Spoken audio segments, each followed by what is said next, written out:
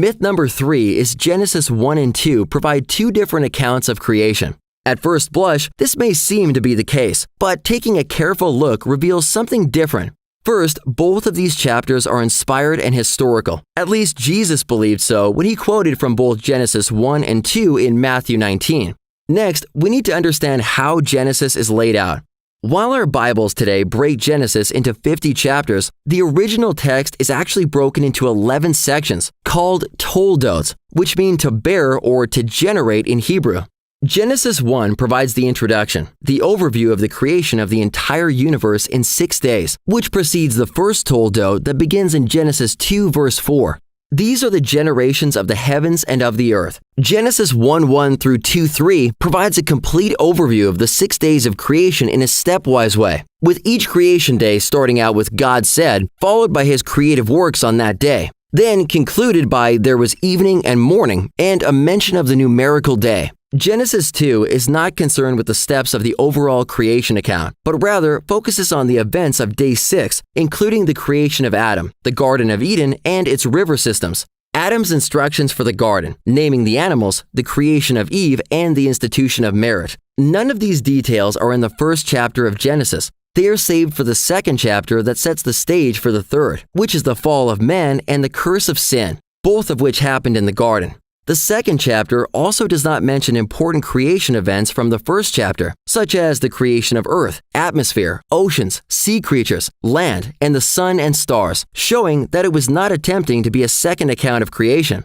These two chapters actually tie into each other, with each chapter providing important details not in the other. Some say that it appears that plants were created after people in Genesis 2, apparently conflicting with the Genesis 1 account that explains plants being made on day 3 and man on day 6. Genesis 2:5 through 7 says, "Before any plant of the field was in the earth, and before any herb of the field had grown, for the Lord God had not caused it to rain on the earth, and there was no man to till the ground, but a mist went up from the earth and watered the whole face of the ground, and the Lord God formed man of the dust of the ground." In this passage, these verses call the plants plants of the field and herbs of the field. These terms are more specific than the grass, herbs, and trees described in day 3 of Genesis 1, because none of these are accompanied with the of the field description. Hebrew scholar Mark Futato defines plants of the field as wild shrubs of the steppe or grassland, and herbs of the field as cultivated grain. Both make sense, especially given the context that describes there being no man to till the field and no rain yet. Then, in the very next chapter, we see it is these very herbs of the field that are cursed with thorns and thistles that Adam would have to till and farm by the sweat of his brow as a consequence of the fall. Indeed, because of Adam's sin, he would no longer have it easy. Instead of eating from abundant fruit trees in the garden, he would need to till the ground, contend with thorns and thistles, and grow crops for food. The next contention that some people bring up with the Genesis 2 account is that verse 19 states, "Out of the ground the Lord God formed every beast of the field and every bird of the air, and brought them to Adam to see what he would call them." It's that word formed which gets people thinking the animal kinds were created right then and there, after man and before woman, unlike the sequence in chapter 1 where humans were created last.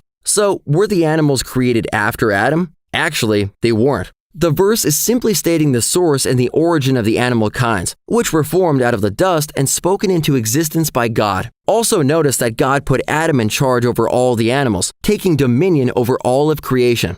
In Hebrew, the precise tense of a verb is determined by the context. Genesis 1 makes it clear that the animals were created before Adam, so Hebrew scholars would have understood the verb formed to mean had formed or having formed, which is how many Bible translations state this passage, including Tyndale's translation, which predates the King James. Moreover, Hebrew verbs focus on completeness of action, not past, present, future temporality. So they don't have tense like English verbs. Instead, the past, present, future of an action verb is determined by context. Thus, in context with Genesis 1 and Genesis 2:19, which uses a verb that denotes completion of actions, can be translated as now the Lord God had formed out of the ground all the beasts of the field and all the birds of the air. Given this, the apparent disagreement with Genesis 1 disappears completely. The extra details in the Genesis 2 account demonstrate several things.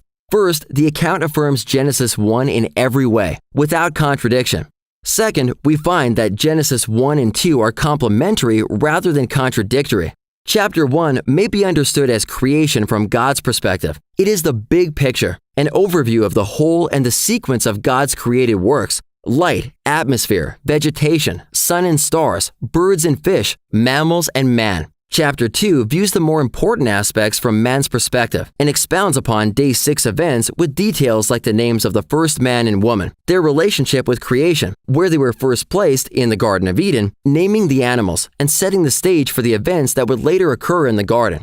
Looking at it this way, the first 2 chapters of Genesis provide a cohesive and detailed account of creation. They certainly don't represent 2 different accounts of creation. They were authorized by Moses, cited by Jesus, and referred to as authoritative by New Testament writers. Looking for answers about what the Bible teaches about creation, the fossil record, dinosaurs? Download the Genesis Apologetics app from the iTunes or Google Play stores for answers to these questions and more.